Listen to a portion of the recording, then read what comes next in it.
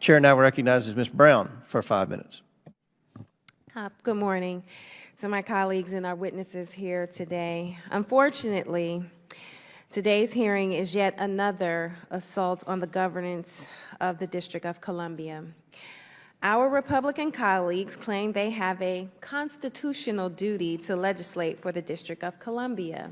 And as it's been proven today, that is simply not true.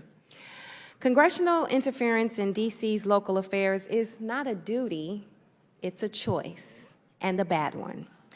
The framers fully expected Congress to establish a local government for the District of Columbia.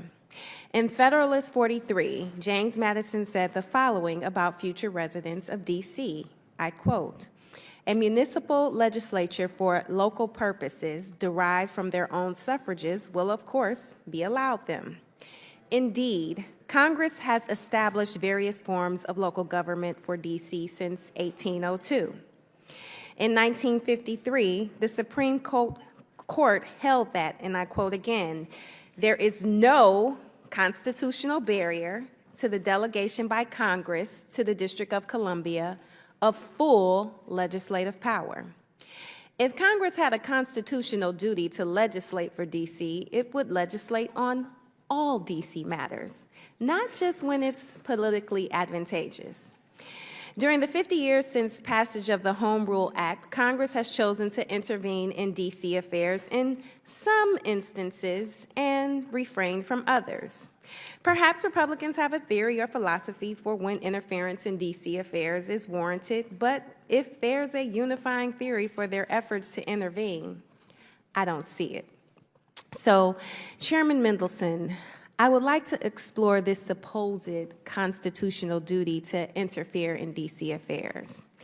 In the last 5 years, how many House or Senate Republicans have testified before the DC Council on legislation pending in the Council? None. Thank you.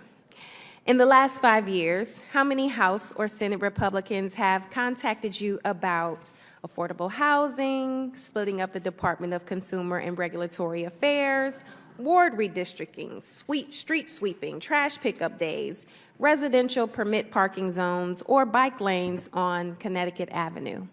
Well, I do have conversations with our Congresswoman Norton, but other than that, no.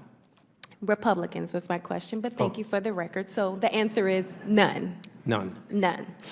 Okay, so it is clear Republican interference in DC's affairs is a choice. It is not about constitutional duty or serving the interests of DC residents. Instead, it's about using DC to score political points. I urge my colleagues to end this charade. Let's let DC residents govern themselves. And with that, I yield back.